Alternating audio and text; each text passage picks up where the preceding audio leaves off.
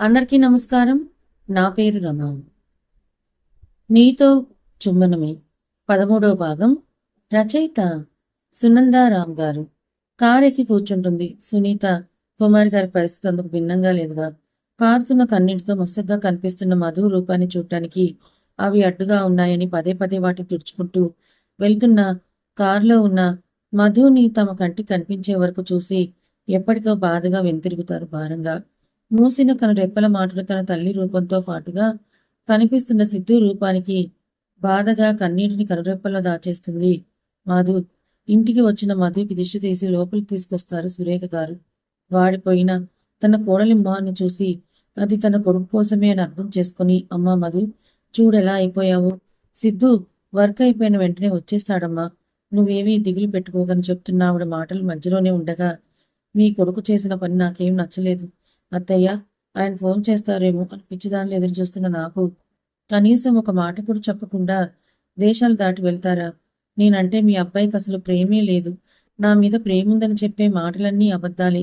అందుకే కనీసం వెళ్ళి 2 రోజులైనా ఫోన్ చేసి కూడా చెప్పలేదు అని ఏడుస్తున్న మధుని దగ్గరికి తీసుకుంటారు. మధు మాటల్ని విన్న విజయ్ మధు దగ్గరికి వచ్చి, అమ్మ మధు, అసలు సిద్ధుకి ఫారెన్ వెళ్తాడని వెళ్ళే ముందు వరకు కూడా వాడికి కూడా తెలియదమ్మా. తను ఇన్ని రోజులు కష్టపడి తిండి నిద్ర మానుకొని మరి ప్రాజెక్ట్ ఆల్మోస్ట్ ఫైనల్ స్టేజ్కి తీసుకొచ్చాడు.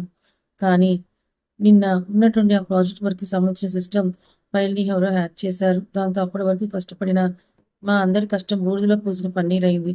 అందుకే ఆ హ్యాక్ చేసిన వాడు ఇక్కడ వాడు కాదని, వాడు ఒక ప్రొఫెషనల్ హ్యాకర్ అని, వాడు ఉండేది ఆస్ట్రేలియాలో తెలుసుకుని అప్పటికప్పుడు సిద్ధు, అజయ్ నన్ను ఇక్కడ వర్క్ చూసుకోమని చెప్పి వాళ్ళిద్దరూ అప్పటికప్పుడు బయలుదేరి వెళ్ళారమ్మా అని చెప్పడంతో మధు కూడా ఆలోచనలో పడుతుంది. చూసావు కదా బంగారం, సిద్ధు నీ విషయంలో నెగ్లెక్ట్ చేయడం నువ్వు ఎప్పుడన్నా చూసావా అని అడగడంతో లేదన్నట్లుగా తలని అడ్డంగా ఊపుతుంది. కదా, సిద్ధుకి ఒక నిమిషం గాలి దొరికినా నీకు కాల్ చేయకుండా ఉండడు. చూస్తూ ఉండు, ఈ రోజు ఎట్టి పరిస్థితుల్లో నీకు సిద్ధు నుంచి కాల్ వస్తుందని సురేఖ గారు అంటుండగానే మధు ఫోన్ రింగ్ అవుతుంది. ఫోన్ తీసి చూసిన మధు ముఖం అంతా వెలిగిపోతూ ఉండడంతో కాల్ చేసిన సిద్ధు అని అర్థం చేసుకున్న ఆవిడ నవ్వుతూ, నేను చెప్పానా వాడిని చూడకుండా నీతో మాట్లాడకుండా ఉండలేడని, వెళ్ళి మీ గదిలోకి వెళ్ళి మాట్లాడుకోమని చెప్పి పంపిస్తారు. పరుగులు పెడుతూ వెళ్తున్న మధుని చూసి నవ్వుతూ పక్కకు చూసిన ఆవిడకు మధు వైపే నిప్పులు చెరిగే కళతో చూస్తున్న ప్రియా కనిపించగానే నవ్వుపోయి కోపం బుస్సున పొంగుతుంది.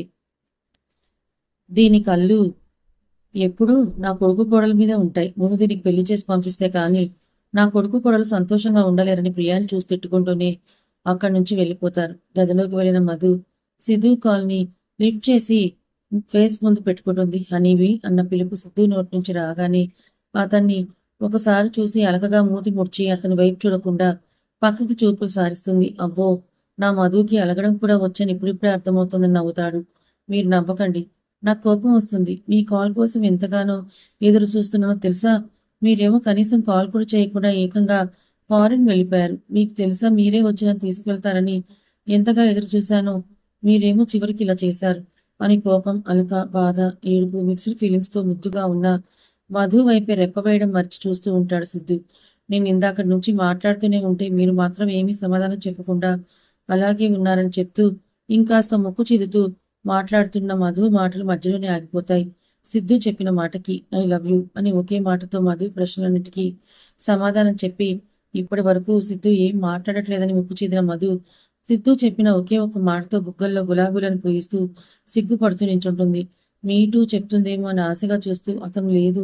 సిద్ధుకి తన ప్రేమను చెప్పే విధానం ఇది కాదని ఆ మాట అతనితోనే డైరెక్ట్గా చెప్పి సర్ప్రైజ్ ఇవ్వాలని మధు ఇలా ఎవరి ఆలోచనలో వాళ్ళు ఉంటారు. మధుతో ఆ మాట ఎప్పటికైనా చెప్పించగలనా అని నిట్టూర్చి, బంగారం మిస్ యూ సో మచ్ అని చెప్తూ, నీ బుగ్గలేంటి బంగారం అంత ఎర్రగా అయ్యాయి, లైక్ సిమ్లా యాపిల్లా అంటున్న సిద్ధు మాటలకి ఇంకాస్త సిగ్గుపడిపోతూ వాటికి ఇంకాస్త ఎరుపు రంగుని అతుతుంది. ఆ మధు, నువ్విలా చేస్తే నాకిప్పుడే రెక్కలు కట్టుకొని వచ్చి మరి నీ ముందుకు వాలి నీ సిమ్లా యాపిల్స్ లా ఉన్న బుగ్గల్ని కొరుక్కుని తినాలని ఉంది బంగారం అని చెప్తూ, ఏది ఒకసారి నా వైపు చూడు అని అంటాడు. సిగ్గుతో తలని కిందకి వాల్చిన మధుని చూస్తూ సిద్ధు కళలోకి చూసిన మధుకి అతను కూడా తనని ఎంతగానో మిస్ అవుతున్నాడని అర్థమవుతుంటే అతని వైపే చూస్తూ ఉండిపోతుంది. ఇద్దరు అలా ఒకరి కళలోకి మరొకరు ప్రేమగా చూసుకుంటూ ఎంత సమయం గడిపారో వారికే తెలియదు. మనసులోని భావాలని కళ్ళ ద్వారా ఒకరి నుండి మరొకరికి తెలుపుకుంటూ ఒకరి మీద ఉన్న ప్రేమను మరొకరికి కంటి చూపు ద్వారా మెదడు నుండి మనసులోకి చొచ్చుకుపోయేలా చేసుకుంటూ కాలాన్ని కరిగించసాగారు. మధు, నేను రావడానికి ఇంకా వారం రోజులు టైం పట్టేటట్లుంది. నువ్వు విజయ్తో పాటుగా కాలేజీకి వెళ్ళు. నేను వాడికి ఆల్రెడీ చెప్పేశాను. సో, నేను తీసుకువెళ్ళి తీసుకొస్తాడు. సరేనా బంగారం? లేదు సిద్ధు గారు, నా మనసేం బాగోలేదు. నేను మీరు వచ్చే వరకు ఎక్కడికి వెళ్ళనని చెప్తుంది. అలా అంటే ఎలా బంగారం?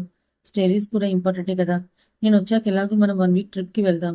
మళ్ళీ నీ స్టడీస్కి ఇబ్బంది అవుతుంది కాబట్టి రేపటి నుంచి నేను వచ్చే వరకు నువ్వు కాలేజ్కి వెళ్ళని సిద్ధు నచ్చ చెప్పడంతో చివరికి ఒప్పుకుంటుంది. దట్ ఈస్ మై హనీబీ అని చెప్పిన మాట బుద్ధిగా ఉంటుంది అని ముద్దు పెడతాడు. మళ్ళీ సిగ్గులు ముగ్గుతున్న మధుతో నువ్వు కూడా నాకు ముద్దు ఇవ్వచ్చు కదా బంగారం అనగానే ఈసారి కూడా సిద్ధు చెప్పినట్టే విన్న మధు సిద్ధుకి ఉమ్మా అని ముద్దు పెట్టి అతను ఇంకా షాక్లోనే ఉండగా కాల్ కట్ చేసి ముఖాన్ని తన దోసిట్లోకి తీసుకొని సిగ్గుపడుతుంది. మధుతో అప్పటి వరకు ప్రశాంతంగా కాల్ మాట్లాడిన సిద్ధు ఒక్కసారిగా అతనిలోని బీస్ట్ మోడ్ని బయటకు తీసి అతనికి ఎదురుగా ఉన్న ఫారినర్ చెయ్యి వెనక్కి తిప్పి వేలని పటపట విరిచేస్తూ ఉంటే అతను పెట్టే ఆర్తనాదాలు బయటికి రాకుండా గదిని సౌండ్ ప్రూఫ్గా మార్చేస్తారు. అప్పటి వరకు చాలా కూల్గా కాల్ మాట్లాడిన అతను ఒక్కసారిగా అతనిలోని యాంగ్రీ మోడ్ను బయటకు తీయడంతో అక్కడ ఉన్న వారందరికీ అతను చూసి వెన్నులో వణుకు పుట్టింది. ఎక్కడికక్కడ అతని కీళ్ళని విరిచేస్తున్న సిద్ధు చేస్తున్న పనికి అక్కడి వారికి ముచ్చెమటలు పడుతుంటే ఆ ఫారినర్ మాత్రం నొప్పిని తట్టుకోలేక తనకి ఇలా చేయమని చెప్పింది ఇండియాలో ఉన్న కంపెనీ అని అతను చెప్పగానే ఎంతో సెక్యూర్గా తయారు చేసిన తమ కంపెనీ సిస్టమ్స్ హ్యాక్ చేయడం ఎవరికైనా సాధ్యం కాని పని. కానీ దాన్ని నువ్వెలా చేయగలిగావు అని అడిగిన సిద్ధు ప్రశ్నకు మీరు చెప్పింది నిజమే. నేను వాళ్ళతో అదే చెప్పాను. మీ సిస్టమ్కి సంబంధించిన డేటా దొరికితేనే నేను హ్యాక్ చేయగలనని. వాళ్ళు మీ కంపెనీ సంబంధించిన డేటా నాకు ట్రాన్స్ఫర్ చేసిన తర్వాతే నేను మీ ప్రాజెక్ట్ ఫైల్ని హ్యాక్ చేయగలిగానని చెప్తాడు ఆ ఫారినర్. వాట్? అది ఎలా జరుగుతుందిరా? మన కంపెనీలోకి బయట వ్యక్తులు ఎవరొచ్చారు? వచ్చినా నీ క్యాబిన్లోకి వచ్చి మరీ నీ కళ్ళు కప్పి మరీ ఇదంతా చేయగలిగే ధైర్యం ఎవరికి ఉందని అజయ్ అడుగుతున్న ప్రశ్నలకు సమాధానం తెలిసినట్టుగా సైడ్ స్మైల్ ఇచ్చి బయటకు వెళ్ళిపోతాడు సిద్ధు. వీడొకడు చిన్నప్పటి నుంచి వీడికి ఫ్రెండ్ అయినా వీడి మైండ్లో ఏం రన్ అవుతుందో నాకు ఇప్పటికీ అర్థం కాదు. కాదు ఎప్పటికీ అర్థం కాదేమో. వీడిలోని ఈ బీస్ట్ మోడ్ చూస్తే నాకే వణుకు పుట్టింది. ఇక నా సిస్టర్ మధు వీడిని ఇలా చూస్తే వీడి దగ్గరకు కూడా వెళ్ళదేమో. అయినా సిద్ధు మధుకి అవకాశం ఎప్పటికి ఇవ్వలే అని నవ్వుకుంటూ ఇంతకీ వీడి సిస్టర్ ఏం చేస్తుందో ఏంటో అనుకుంటూ ఆర్జకు కాల్ చేస్తాడు. అప్పుడే స్నానం చేసి బాత్రూమ్ చుట్టుకుని బయటకు వచ్చిన ఆర్జ అప్పటికే వెళ్ళి 3 days అవుతుంటే ఇప్పటికీ కాల్ చేసిన అజయ్ మీద కోపంతో వెంటనే కాల్ అటెంప్ట్ చేసిన ఆర్జ అది వీడియో కాల్ అవడంతో ఫోన్ తనకి ఎదురుగా పెట్టుకుని తలతుడుచుకుంటూ ఏంట్రా వెళ్ళిన ఇన్ని రోజులు కాల్ చేయడానికి కుదిరిందా అని అజయ్ మీద గయ్యమంటుంది. ఆద్య అరుపులను ఏమాత్రం పట్టించుకునే స్థితిలో లేని అజయ్ కంటికి ఇంపుగా కనిపిస్తున్న ఆద్య అందాలని చూస్తూ గుటకలు మింగుతాడు. తల తుడుచుకుంటూ అజయ్ వైపు చూడని ఆద్య ఎంతకీ సమాధానం రాకపోతుంటే ఏంట్రా సమాధానం చెప్పావు అంటూ అజయ్ వైపు చూసింది. బాత్రూంలో నుంచి పైకి కనిపిస్తున్న తన క్లీవేజ్ వైపే అజయ్ చూపు ఉండడం గమనించి ఒరే కరువు కాలంలో పుట్టిన కాకి వెధవ ఏం చూస్తున్నావురా అంటుంది ఆద్య. ఏయ్ దొంగి అన్నీ నా చేత చెప్పించాలని చూస్తున్నావా అంటూ సిగ్గుపడతాడు అజయ్. ఒరేయ్ నిన్ను అంటూ తనకు అందుబాటులో ఉంటే అజయ్ జుట్టు పీకి ముష్టి యుద్ధం చేసేదేమో. అందనంత దూరంలో ఉన్నాడు కాబట్టి ఏం చేయలేక కోపంగా చూస్తూ తన వేడి చూపులతో అతడిని భస్మం చేయాలనుకుంటుంది. బంగారం ఒక్కసారి చూపించొచ్చు కదా అని హస్కీగా అడుగుతున్న అజయ్ మాటలకి ఒరే ఏంట్రా చూపించేది అని టవల్ గట్టిగా పట్టుకొని కెమెరా ఆఫ్ చేసి డ్రెస్అప్ అయిన తర్వాత కెమెరా ఆన్ చేస్తుంది. ఒసే రాక్షసి, నేను అడిగింది నా పెళ్ళాన్ని కదే, ఏదో పక్కింటోడి పెళ్ళంలాగా ఎందుకే ఇలా చేస్తున్నావు? ఏంట్రా నీకు ఈ మధ్య ఇలాంటి ఆలోచనలు కూడా వస్తున్నాయా అని గయ్యమంటుంది. మరి ఇంకేం చేయమంటావే? ఇక్కడేమో అందరూ పొట్టి బట్టలు వేసుకొని తిప్పుకుంటూ తిరుగుతున్నారు. నువ్వు ఎలాగో చూపించట్లేదు కదా. కనీసం వీళ్ళలో దేన్నో ఒకదాన్ని తగులుకొని ప్రొసీడ్ అవుతుపోతాను. అసలే ఒక్కసారి జరిగిన ఫస్ట్ నైట్కి 1 రోజులు దూరం పెట్టిన పెళ్ళం నాకే దొరికింది మరి అని పెదవి విరుస్తాడు అజయ్. ఏంట్రా ఏం కూసావు? మళ్ళీ చెప్పురా. ఆ మాట అనగానే గుట్కలు మింగుతూ అయ్యో నేనేదో సరదాగా అన్నాను బంగారం. నిన్ను కాకుండా నేను ఇంకెవరినైనా చూస్తానా చెప్పు అనగాని బ్రతికిపోయావురా లేదంటేనా? ఆ లేదంటే ఏం చేసేదానివే అని అడుగుతాడు భయంగా. ఆర్జా సంగతి తెలుసు కాబట్టి ఏముందిరా, నీకు ఫ్యామిలీ ప్లానింగ్ ఆపరేషన్ చేయించే అవసరం లేకుండా అసలుదే లేకుండా చేసేదాన్ని అనగానే గుండెలపై చేయి వేస్తున్న అజయ్. అమ్మ నా సైకో పెళ్ళావా, ఎంత పని చేయాలనుకున్నావి? ఇప్పటి వరకు నీ అన్న చేసిన సైకో పనులకే గుండెల్లో వణుకు పుట్టింది. ఇప్పుడు నువ్వు చేయాలనుకున్న పనికి గుండె ఆగిపోయేలా ఉంది. ఎంతైనా ఆ అన్నకి చెల్లివే కదా. మీలాంటి క్రూర లక్షణాలున్న సైకో డెవిల్స్కు మాలాంటి సాధు లక్షణాలున్న మనుషుల్ని మీకు ముడిపెట్టి నాకు నా చెల్లికి అన్యాయం చేశాడు ఆ దేవుడు అని ముక్కు చిదుతాడు. రేయ్, వెధవ నాటకాలు పడకుండా కొద్దిగా వెళ్ళిన పని మాత్రమే చూసుకొని రా. అలా కాకుండా అక్కడ తెల్లతోలు పిల్లలు దేన్నన్నా గోకాలను చూసావో గోకడానికి నీకు వేలు లేకుండా చేస్తానంటూ వేలు అనే పదాన్ని నొక్కి చెప్తుంది. అర్థమైందా అనగానే ఓ బాగా, నువ్వు ఇంత పద్ధతిగా చెప్పిన తర్వాత కూడా అలాంటి పని చేయగలన బంగారం అంటూ ఏడుపు మొహం పెట్టుకొని తన నోటి తూలతో అనవసరంగా ఆజ దగ్గర దొరికిపోయానని తనకి తానే తిట్టుకుంటూ అసలే రాత్రికి పబ్కి వెళ్ళి పెక్కి వేస్తూ తెల్లతోలు పిల్లలతో డీజే సాంగ్కి డాన్స్ వేద్దాం అనుకున్నాను. కానీ ఇప్పుడు ఆ ఛాన్స్ లేకుండా పోయింది. ఇది నాకు బాడీ గార్డ్ తగిలించి వస్తుంది. ఇప్పుడు ఏం చేయాలని తనలో తనే మాట్లాడుకుంటూ ఉండగానే వస్తాడు James. Hello sir, I am James, I am your body guard అని చెప్తూ అమ్మని ఇది అప్పుడే నాకు వీళ్ళు తగిలించేసింది. ఏయ్, ఇక నుండి నువ్వు ఎక్కడికి వెళ్ళాలనుకున్నా జేమ్స్ నీతోనే ఉంటాడు కాబట్టి ఒళ్ళు దగ్గర పెట్టుకొని ఉంటే అన్ని పార్ట్స్తో సేఫ్గా ఇక్కడ ల్యాండ్ అవుతావు. లేదంటే మిస్సింగ్ పార్ట్తో పాటుగా నువ్వు కూడా మిస్ అవుతావు.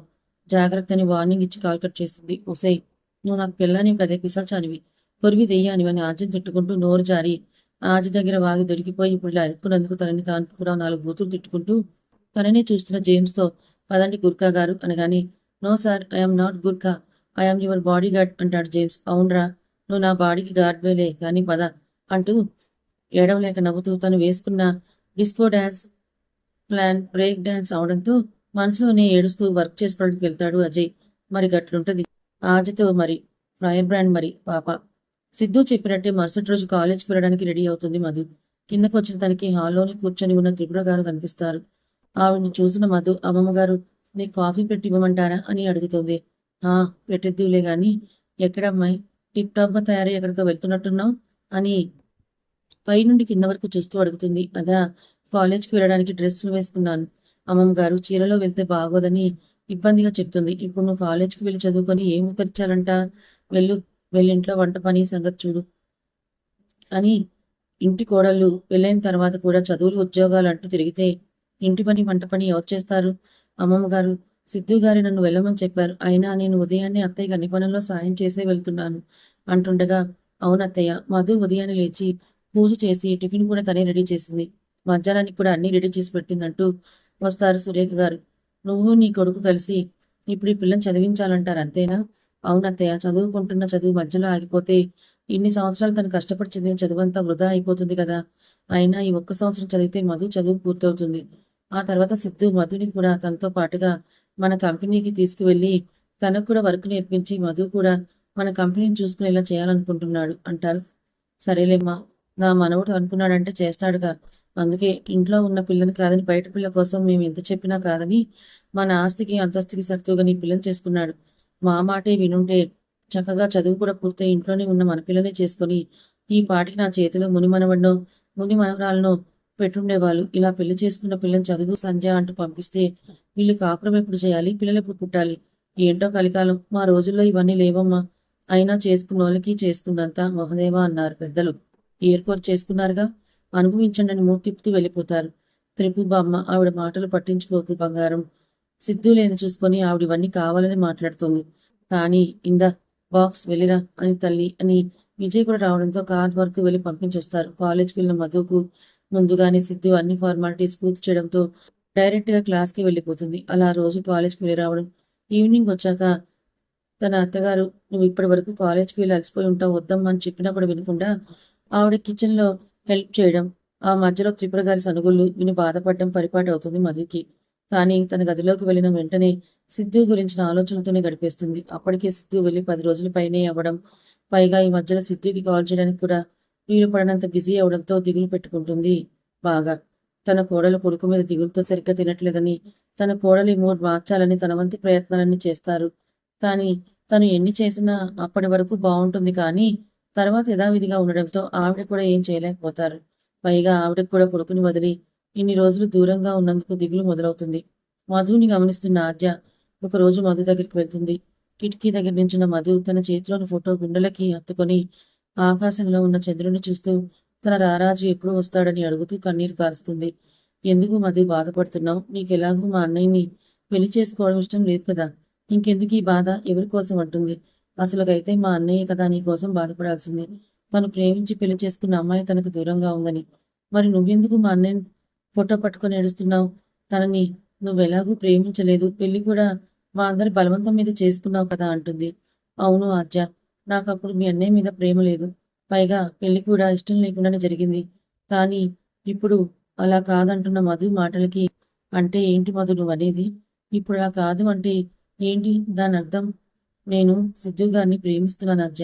నాకు కూడా ఈ విషయం ఈ మధ్యలోనే అర్థమైంది. ఆయన నాకు దూరంగా ఉన్న ఒక్కో నిమిషం ఒక్కో యుగంలా అనిపిస్తోంది. ఆయన్ని చూడకపోతే ప్రాణం పోతున్నట్టుగా ఉంది అని ఏడుస్తున్న మధుని హత్తుకున్న ఆద్య నాకు అర్థమైంది వదినా. నువ్వెంతగా మా అన్నయ్యని ప్రేమిస్తున్నావో, అన్నయ్యని ఎంతగా మిస్ అయ్యావో మరి ఈ విషయం అన్నయ్యకి తెలుసా అని అడుగుతూ దూరం జరుగుతూ మధు కన్నీళ్లను తుడుస్తుంది ఆద్య. లేదు అని తలూపిన మధు మొదటిసారిగా ఈ విషయం నీకే చెప్పాను అని సిగ్గుపడుతూ చెప్తుంది. కథ ఇంకా ఉంది. మొత్తానికి మన మధు కూడా సిద్ధు భ్రమలో పడిపోయింది. ఇన్నాళ్ళు అసహించుకున్న ఆద్య దగ్గరే ఆ విషయాన్ని ఓపెన్ అప్ అయింది. మరి సిద్ధుకి ఇంకా ఎందుకు చెప్పలేదు మధు? సిగ్గు వలన? లేక ఇంకేదైనా కారణం ఉందా? మరి సిద్ధుకి మధు తన మనసులో ఉన్న ప్రేమ చెప్తుందా? మధు తనని ప్రాణం కన్నా ఎక్కువగా ప్రేమిస్తుందని, తన కోసమే బాధపడుతుందని సిద్ధుకి తెలిస్తే అతని రియాక్షన్ ఎలా ఉంటుందంటారు?